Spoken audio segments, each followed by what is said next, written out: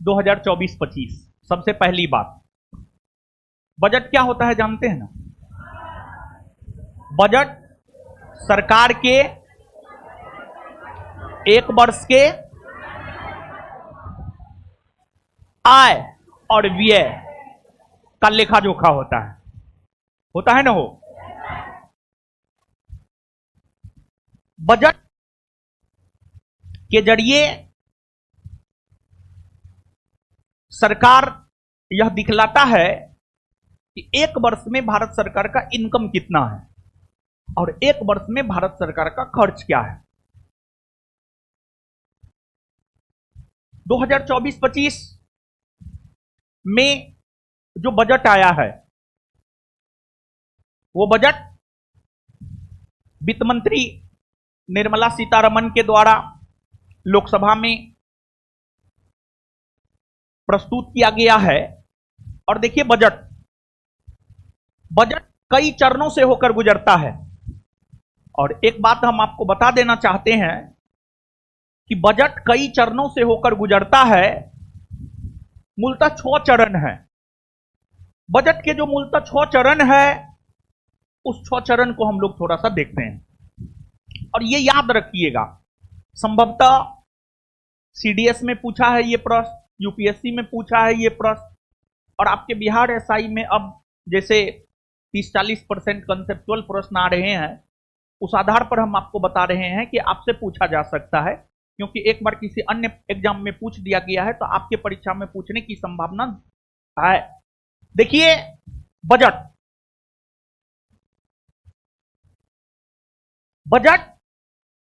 एक प्रकार का धन विधेयक होता है। बजट की अगर हम लोग बात करें, बजट एक प्रकार का धन विधेयक होता है। और जब बजट एक प्रकार का धन विधेयक होता है तो स्वाभाविक सी बात है, वह सबसे पहले लोकसभा में रखा जाएगा। और बजट को सबसे पहले लोकसभा में रखा भी जाता है, उसके बाद बजट राज्यसभा में जाता है। तो अब धन विधेयक है, बजट एक प्रकार का धन विधेयक है, तो धन विधेयक राष्ट्रपति के पूर्व अनुमति से पहले लोकसभा में आता है। चलिए ठीक है, जो भी है। अब एक चीज आप जानिए,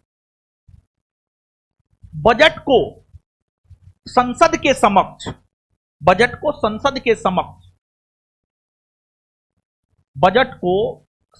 समक्ष रखवाता है राष्ट्रपति, जबकि बजट को लोकसभा में प्रस्तुत करता है केंद्रीय वित्त मंत्री। संसद के समक्ष रखवाना अलग बात है और बजट को प्रस्तुत करना अलग बात है। पूछा जाता है, यहां पर विद्यार्थी फंसता है। पिछले दिन भी हम आपको यह बात बताए थे और अभी पुनः हम आपको दोहरा रहे हैं ताकि आप परीक्षा में गलती ना करें। और हमको पूरा विश्वास है आप में से कुछ ना कुछ लोग गलती कीजिएगा ही कीजिएगा। तो बजट को संसद के समक्ष रखवाते राष्ट्रपति है, लेकिन उसे लोकसभा में प्रस्तुत करने का काम करता है केंद्रीय वित्त मंत्री। तो बजट का जो पहला चरण होता है, पहला चरण में बजट लोकसभा में प्रस्तुत किया जाता है। तो जो पहला चरण होता है वह होता है बजट का प्रस्तुतिकरण। जो पहला चरण होता है वह होता है बजट का प्रस्तुतिकरण। लोकसभा में सबसे पहले बजट को केंद्रीय वित्त मंत्री के द्वारा प्रस्तुत किया जाता है। लोकसभा में सबसे पहले बजट को केंद्रीय वित्त मंत्री के द्वारा प्रस्तुत किया जाता है, बजट जब लोकसभा में प्रस्तुत किया जाता है तो बजट पर आम बहस होता है, बजट पर चर्चा होता है। बजट प्रस्तुत करने के बाद बजट के ऊपर आम बहस होता है। सत्ता पक्ष अपनी बात रखता है, विपक्ष अपनी बात रखता है। तो बजट का प्रस्तुतिकरण पहला चरण होता है। द्वितीय चरण में बजट पर होता है आम बहस। मतलब चर्चा परिचर्चा, वाद विवाद, सत्ता पक्ष विपक्ष सब लोग अपना अपना जो है पक्ष रखता है बजट को लेकर के अपना विचार व्यक्त करता है, बजट को लेकर अपना राय प्रकट करता है। आम बहस के बाद विभागीय समितियों द्वारा इसकी जांच की जाती है। विभागीय समितियों द्वारा जांच की जाती है।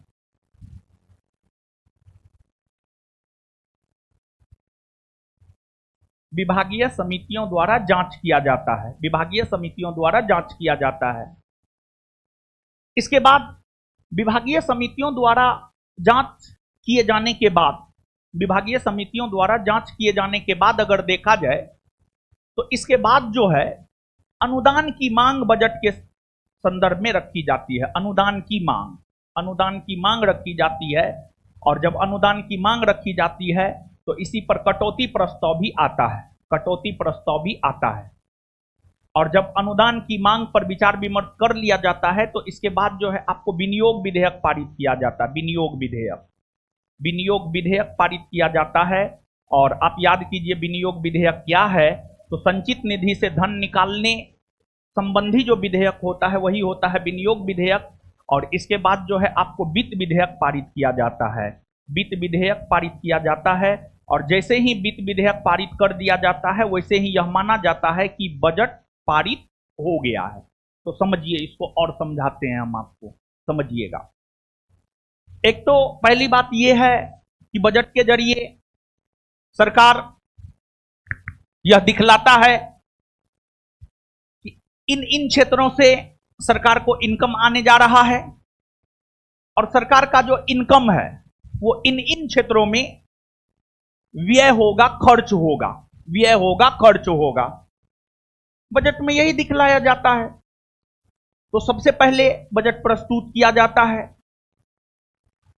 और प्रस्तुत किए जाने के बाद उस पर बहस होता है। बहस होने के बाद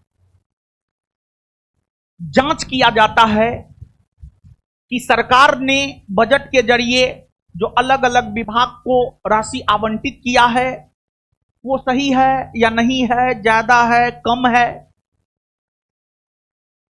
ये सभी चीज जांच किया जाता है। और जांच किए जाने के बाद अनुदान की मांग, बजट के जरिए ही अनुदान की मांग रखी जाती है। यहां इस विभाग के लिए ये चाहिए, इस विभाग के लिए ये चाहिए।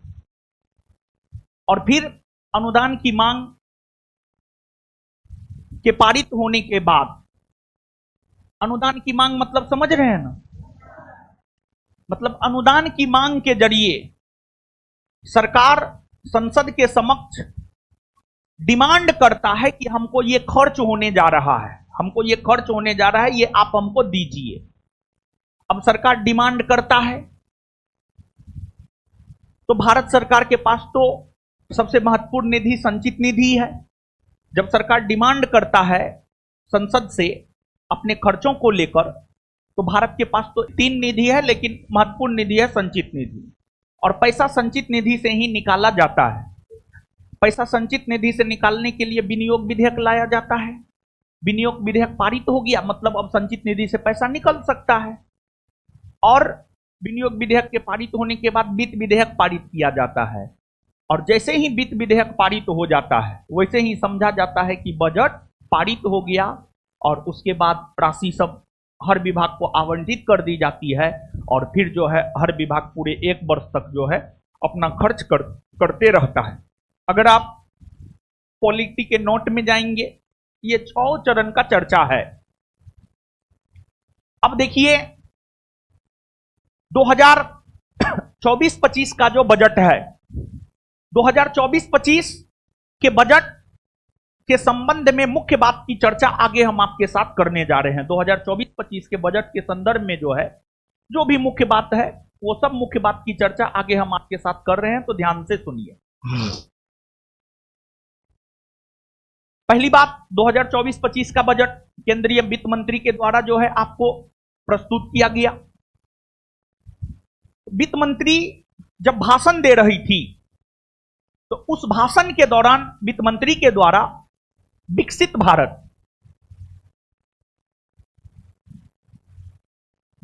भारत शब्द का प्रयोग किया गया था। विकसित भारत शब्द का प्रयोग किया गया था। और केंद्रीय वित्त मंत्री ने, और आप सब लोग जानते होंगे ये बात, कि भारत ने यह लक्ष्य रखा है कि 2047 तक भारत विकासशील देश के श्रेणी में नहीं रहेगा, बल्कि भारत विकसित देश की श्रेणी में आ जाएगा। और लक्ष्य बड़ा हमेशा रखना भी चाहिए, समझ गए। भले लक्ष्य प्राप्त किया जा सके या ना किया जा सके, उससे मतलब न है, लेकिन आपकी क्षमता से बड़ा होना चाहिए। अब बड़ा होने का मतलब ये नहीं कि बहुत बड़ा लक्ष्य, नहीं, आपकी क्षमता से थोड़ा बड़ा जरूर होना चाहिए, समझे, तब आप अचीव भी कर सकते हैं।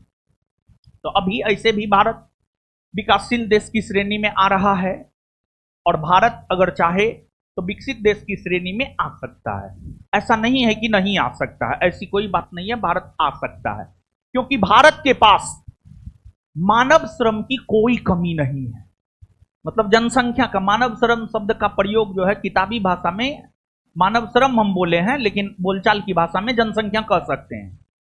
तो भारत के पास मानव श्रम की कोई कमी नहीं है, मतलब जनसंख्या की कोई कमी नहीं है, बेरोजगारों के झुंडों की कोई कमी नहीं है, लेकिन अनस्किल्ड बेरोजगार हैं भारत में, अप्रशिक्षित बेरोजगार हैं भारत में।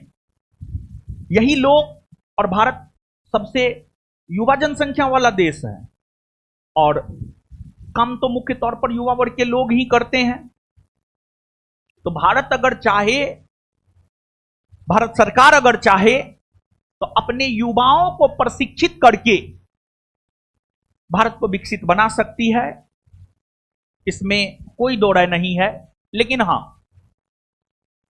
जब केंद्रीय वित्त मंत्री निर्मला सीतारमण ने 2024-25 भाषण को प्रस्तुत करते हुए, 2024-25 बजट को प्रस्तुत करते हुए भाषण दी, तो उस भाषण में उन्होंने विकसित भारत के लक्ष्य को प्राप्त करने के लिए, विकसित भारत के लक्ष्य को प्राप्त करने के लिए उनका मानना है कि 9 चीजों पर ज्यादा जोर देना होगा, यानी 9 प्राथमिक चीजों पर ज्यादा जोर दे करके भारत विकसित हो सकता है, ऐसा केंद्रीय वित्त मंत्री का मानना है। और केंद्रीय वित्त मंत्री का मानना है कि भारत बुनियादी ढांचा में यानी बेसिक स्ट्रक्चर में सुधार करके, बेसिक अवसंरचना में सुधार करके भारत विकसित भारत बन सकता है। बुनियादी अवसंरचना मतलब बेसिक स्ट्रक्चर, बुनियादी ढांचा मतलब बेसिक स्ट्रक्चर, या बुनियादी अवसंरचना, ढांचा एक ही बात है। अब बुनियादी ढांचा कहने का मतलब क्या है? पूरे देश में अच्छी सड़क हो, अच्छी शिक्षा की व्यवस्था हो, अच्छी बिजली की व्यवस्था हो, अच्छे अस्पताल की व्यवस्था हो, यही तो बुनियादी ढांचा है, यही तो बुनियादी ढांचा है। जैसे एक बात आप समझिए, कोविड पेंडेमिक के दौरान ऑक्सीजन नहीं मिल रहा था, बेडशीट नहीं मिल रहा था, मतलब कहीं ना कहीं भारत में स्वास्थ्य सुविधा बेहतर नहीं है, स्वास्थ्य की व्यवस्था जर्जर है। मतलब ये चीज इस चीज को दर्शा रहा था कि जो मूल जरूरत की चीज है वो भी भारत के पास नहीं है। तो बुनियादी ढांचा पर काम करके, बेसिक स्ट्रक्चर पर काम करके भारत को विकसित बनाया जा सकता है, यह स्टेटमेंट उन्होंने कही। इसके बाद शहरी विकास के जरिए भारत को विकसित बनाया जा सकता है, ऊर्जा सुरक्षा के जरिए भारत को विकसित बनाया जा सकता है, कृषि उत्पादकता में वृद्धि के जरिए भारत को विकसित बनाया जा सकता है, बेरोजगार युवाओं को रोजगार देकर के भारत को विकसित बनाया जा सकता है, और युवाओं को प्रशिक्षण देकर के, युवाओं को प्रशिक्षण देकर के मतलब नए नए क्षेत्रों में खोज, नए नए क्षेत्रों में जो है नवाचार किया जा सकता है। देखिए, भारतीय शिक्षा पद्धति की अगर आप बात करेंगे तो भारतीय शिक्षा पद्धति में जो है ना सिर्फ डॉक्टर इंजीनियर सभी होता है, समझे, लेकिन बहुत सारा फील्ड है जिसमें काम किया जा सकता है। जितने भी विकसित देश है, उन विकसित देशों में आप जाकर के देखिए, हर लोग अलग अलग क्षेत्र से जुड़े हुए हैं, हर लोग अलग अलग क्षेत्र से जुड़े हुए हैं, लेकिन भारत के युवा सरकारी जॉब के पीछे ही भागते हैं। और बिहार में तो ऐसे कुछ है नहीं, बिहार के युवा को तो भागना ही पड़ेगा। लेकिन ऐसा नहीं है कि बिहार में एकदम से स्कोप है ही नहीं, बिहार में भी स्कोप है। ऐसा नहीं है कि स्कोप नहीं है, बिहार में भी स्कोप है, समझे। तो आगे आप समझिएगा, मतलब ये सब जो है 2-4-5 बात, 9 प्राथमिक चीजों में से 2-4-5 बात हम आपको बतलाए हैं। बुनियादी ढांचा में विकास, इसके बाद ऊर्जा सुरक्षा, शहरी विकास, युवाओं को प्रशिक्षित करके, कृषि उत्पादकता में वृद्धि करके, ये सब के जरिए भारत विकसित बन सकता है, भारत विकसित हो सकता है। ऐसा केंद्रीय वित्त मंत्री ने अपने भाषण में कही है। और केंद्रीय वित्त मंत्री के द्वारा जब बजट के ऊपर भाषण दिया जा रहा था, तो उस भाषण के दौरान उन्होंने कई सारी योजनाओं की घोषणा की। जैसे कि उन्होंने एक पूर्वोदय योजना की घोषणा की, पूर्वोदय योजना की घोषणा की। फिर केंद्रीय वित्त मंत्री के द्वारा वात्सल्य योजना की घोषणा की गई। केंद्रीय वित्त मंत्री के द्वारा वात्सल्य योजना की घोषणा की गई। फिर प्रधानमंत्री जनजातीय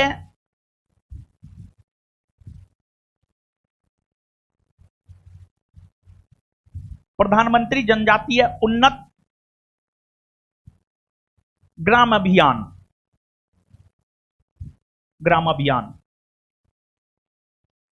पूर्वोदय योजना, वात्सल्य योजना, प्रधानमंत्री जनजातीय उन्नत ग्राम अभियान, ये तमाम योजनाओं की घोषणा केंद्रीय वित्त मंत्री के द्वारा बजट प्रस्तुत किए गए भाषण के दौरान जो है,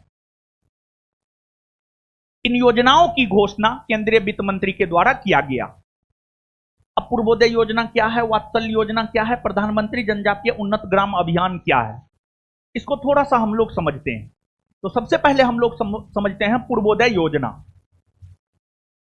देखिए, विशेष तौर पर भारत के पूर्वी भाग में, जो बिहार, झारखंड, ओडिशा, बिहार के पूर्वी भाग में जो बिहार, झारखंड, ओडिशा, आंध्र प्रदेश और पश्चिम बंगाल जैसे राज्य हैं, जो बिहार के पूर्वी भाग में बिहार, झारखंड, ओडिशा, आंध्र प्रदेश और पश्चिम बंगाल जैसे राज्य हैं, इन राज्यों में खनिज संसाधन की काफी उपलब्धता देखने को मिलती है। यहां पर खनिज संसाधन शब्द का प्रयोग हम लौह अयस्क के संदर्भ में कर रहे हैं, मैग्नीज के संदर्भ में कर रहे हैं, कोयला के संदर्भ में कर रहे हैं, अभ्रक के संदर्भ में कर रहे हैं। बात समझ रहे हैं? तो आपको पूर्वोदय योजना का संबंध बिहार, झारखंड, ओडिशा, आंध्र प्रदेश और पश्चिम बंगाल से है। इस योजना के तहत इन राज्यों को विशेष पैकेज, विशेष राशि देकर इन राज्यों का चतुर्मुखी विकास किया जाए, इन राज्यों का चतुर्मुखी विकास किया जाए। देखिए, जब इस योजना की घोषणा हुई तो केंद्र की मोदी सरकार की आलोचना भी हुई, क्योंकि कुछ विशेष राज्यों पर विशेष जोर दिया गया। और विशेष तौर पर केंद्र की मोदी सरकार वर्तमान में जो 2 बैसाखी, बिहार और आंध्र प्रदेश, बिहार में नीतीश जी की बैसाखी और आंध्र प्रदेश में चंद्रबाबू नायडू की बैसाखी पर केंद्र की मोदी सरकार टिकी हुई है। तो लोगों को यह लगा कि केंद्र की मोदी सरकार यही 2 बैसाखी पर टिकी हुई है, तो विशेष पैकेज दे रहा है, विशेष योजना इन राज्यों के चतुर्मुखी विकास को लेकर जो है लाया जा रहा है। तो खैर ठीक ही है, कुछ भी हो, विकास होना चाहिए, समझ गए, और क्या, किसी भी रूप में विकास होना चाहिए। तो पूर्वोदय योजना का जो लक्ष्य है, पूर्वोदय योजना का लक्ष्य है बिहार, झारखंड, ओडिशा, पश्चिम बंगाल और आंध्र प्रदेश जैसे राज्यों का चतुर्मुखी विकास करना, चतुर्मुखी विकास करना। इसके बाद दूसरा है आपको वात्सल्य योजना, दूसरा है आपको वात्सल्य योजना। इसका संबंध बच्चों से है, बच्चा, इसका संबंध बच्चों से है और ये एक प्रकार का पेंशन, पेंशन योजना जैसा है। देखिए वात्सल्य योजना अच्छी योजना है, हमको पर्सनली काफी अच्छा लगा ये, जब हम इस योजना के बारे में जाने तो काफी अच्छा लगा। देखिए इसका लक्ष्य क्या है, इसका लक्ष्य ये है कि जब कोई बच्चा 18 वर्ष का हो तो उसके नाम से कुछ पूंजी जमा होना चाहिए, उसके नाम से कुछ पूंजी जमा होना चाहिए ताकि वो आगे अपने जीवन में उस पूंजी के सहयोग से कुछ कर सके, कुछ कर सके। और इस योजना में यह प्रावधान किया गया है कि बच्चों के जो माता पिता या अभिभावक हैं वो बच्चों के नाम से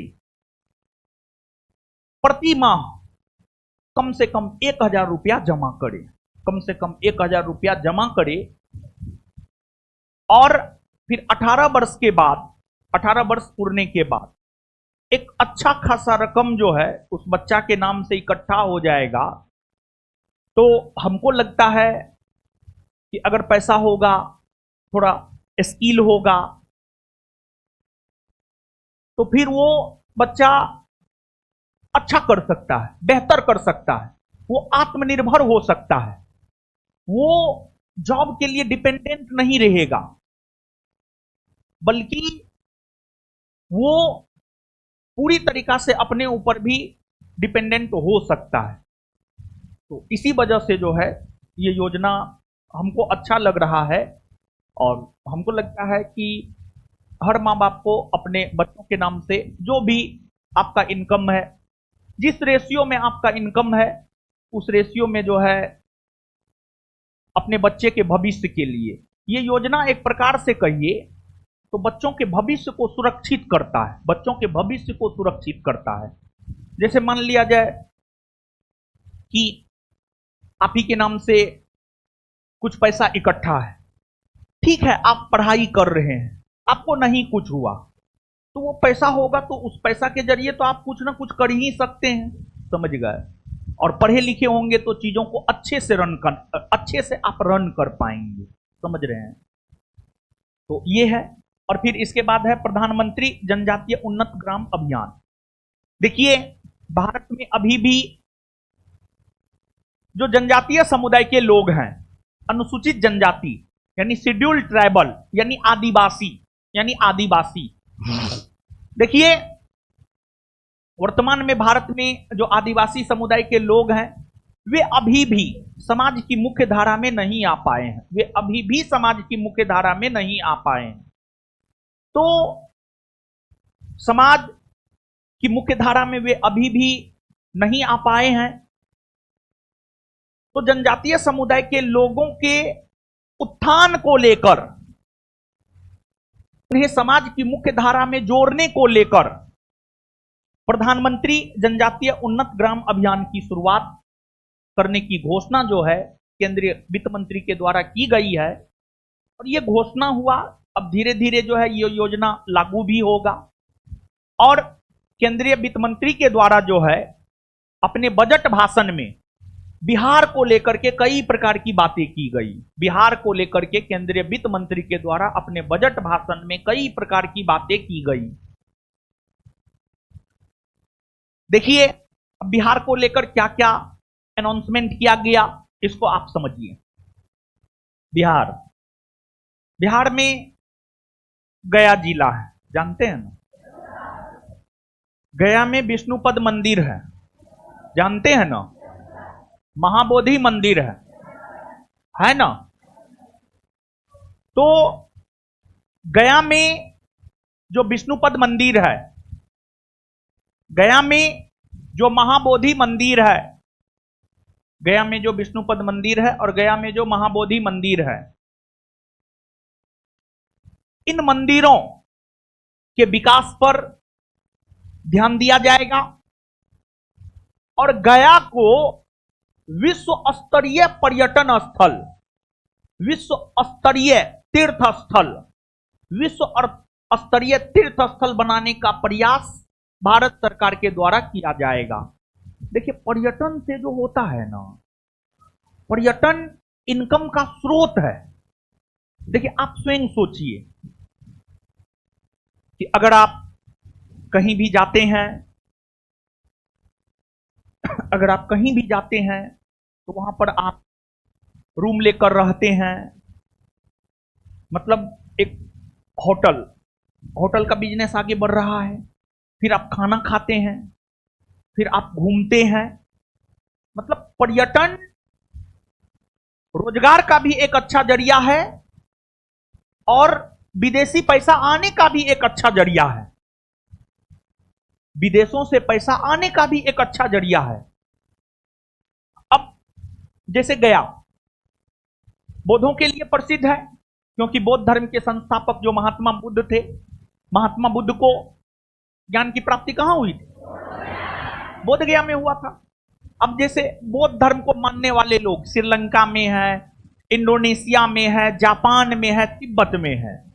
अब ये सब लोग जब आते हैं तो अपने देश से, अपने देश की मुद्रा लेकर आते हैं, यहां एक्सचेंज करते हैं, तो उससे विदेशी मुद्रा भी भारत आता है। पर्यटन इनकम का एक अच्छा जरिया है, पर्यटन इनकम का एक अच्छा जरिया है, समझ गए। तो पर्यटन को बढ़ावा देना सरकार के द्वारा किया गया अच्छे पहल में से एक माना जाता है। तो केंद्रीय वित्त मंत्री के द्वारा यह घोषणा किया गया कि गया में जो विष्णुपद मंदिर है, गया में जो महाबोधि मंदिर है, इन मंदिरों को विश्व स्तरीय तीर्थ स्थल बनाना है, ताकि बौद्ध धर्म से जुड़े विश्व के सभी देश के लोग यहां आए। इससे पर्यटन को बढ़ावा मिलेगा, लोगों को रोजगार मिलेगा, भारत को विदेशी मुद्रा प्राप्त होगा। इसके बाद नालंदा विश्वविद्यालय, नालंदा विश्वविद्यालय, नालंदा विश्वविद्यालय को लेकर भी केंद्रीय वित्त मंत्री के द्वारा घोषणा किया गया कि नालंदा विश्वविद्यालय के महत्व को लेकर नालंदा को भी पर्यटन स्थल के तौर पर विकसित करना है, नालंदा को भी पर्यटन स्थल के तौर पर विकसित करना है। ऐसे नीतीश जी तो नालंदा का विकास ठीक ठाक कर दिए हैं, ठीक है, लेकिन फिर भी पर्यटन लायक अभी भी नालंदा नहीं है। तो एक प्रकार से बिहार की नीतीश सरकार को साधने के लिए भी, क्योंकि नीतीश जी को नालंदा से बहुत ही ज्यादा लगाव है, तो एक प्रकार से नीतीश जी को साधने के लिए भी ये चीज, लेकिन अगर ऐसा होगा तो बहुत बेहतर होगा। देखिए, कभी कभी घोषणा घोषणा ही रह जाता है, लेकिन हम उम्मीद करते हैं कि केंद्रीय वित्त मंत्री का घोषणा है तो होना चाहिए, जमीन पर चीजें उतरनी चाहिए। तो ये सब बातें जो है कही गई थी 2024-25 बजट प्रस्तुत करते हुए, जो है केंद्रीय वित्त मंत्री ने ये सब बातें कही। और केंद्रीय वित्त मंत्री निर्मला सीतारमण की अगर हम लोग बात करें तो वो लगातार 7 बार बजट प्रस्तुत की है। सबसे अधिक बार बजट प्रस्तुत करने का रिकॉर्ड मोरारजी देसाई के नाम दर्ज है, 10 बार, 10 बार। मोरारजी देसाई के बाद पी चिदम्बरम 9 बार, उसके बाद प्रणब मुखर्जी 8 बार, और उसके बाद वर्तमान समय तक में निर्मला सीतारमण 7 बार। और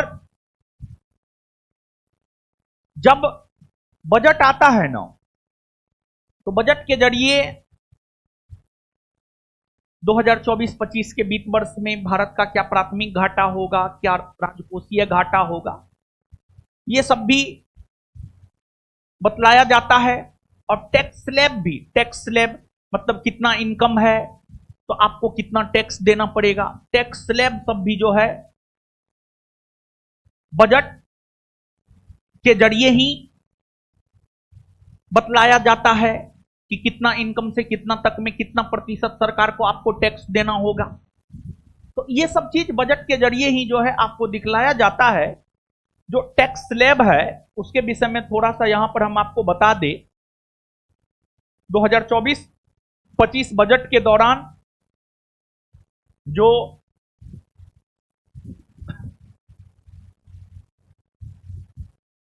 टैक्स स्लैब है 0 से 3 लाख रुपया,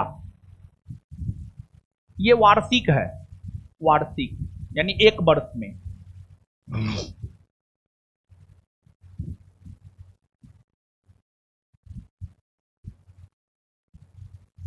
एक वर्ष में अगर आपका इनकम 0 रुपया से 3 लाख रुपया तक है तो आपको सरकार को कोई टैक्स नहीं देना है, 0% टैक्स देना है। लेकिन अगर आपका इनकम 3 लाख से 7 लाख तक है तो आपको 5% टैक्स देना पड़ेगा, यानी आपका जो इनकम है उसका 5% जो है आपको देना पड़ेगा।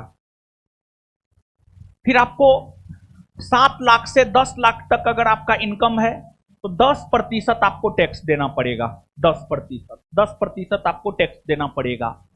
और फिर 10 से 12 लाख अगर आपका इनकम है, 10 से 12 लाख प्रतिवर्ष आपका इनकम है तो फिर आपको 15% टैक्स देना पड़ेगा, 15% टैक्स देना पड़ेगा। इसके बाद जो है आपको अगर आपका इनकम 12 से 15 लाख है तो आपको 20% तक टैक्स देना पड़ेगा। और अगर आपका इनकम 15 लाख से अधिक है, 15 लाख से अधिक है प्रति वर्ष, तो आपको 30% तक टैक्स देना होगा, आपको 30% तक टैक्स देना होगा। और 15 लाख से अधिक जितना भी हो जाए, 15 लाख से अधिक जितना भी हो जाए उसमें 30% तक ही जो है आपको टैक्स देना पड़ता है। तो 2024-25 बजट के जरिए जो टैक्स स्लैब की घोषणा की गई है वह यही जो है आपको टैक्स स्लैब है। कभी काल ऐसे तो ना ही पूछता है, लेकिन फिर भी याद रख लीजिएगा, एक आम नागरिक होने के नाते ही जो है इसको याद रख लीजिएगा। और जो है विशेष तौर पर अगर आप देखेंगे तो प्राथमिक घाटा, राजकोषीय घाटा, ये सब याद रखना जो है आपके लिए जरूरी है। जैसे ये सब योजना है, ये सब योजना याद रखना जो है आप लोगों के लिए जरूरी है। बिहार को लेकर जो स्पेशल अनाउंसमेंट किया गया है, बिहार के गया को लेकर के, बिहार के नालंदा विश्वविद्यालय को लेकर के, वो सब स्पेशल अनाउंसमेंट जो है आपको याद रखना आपके लिए जरूरी है। समझ गए?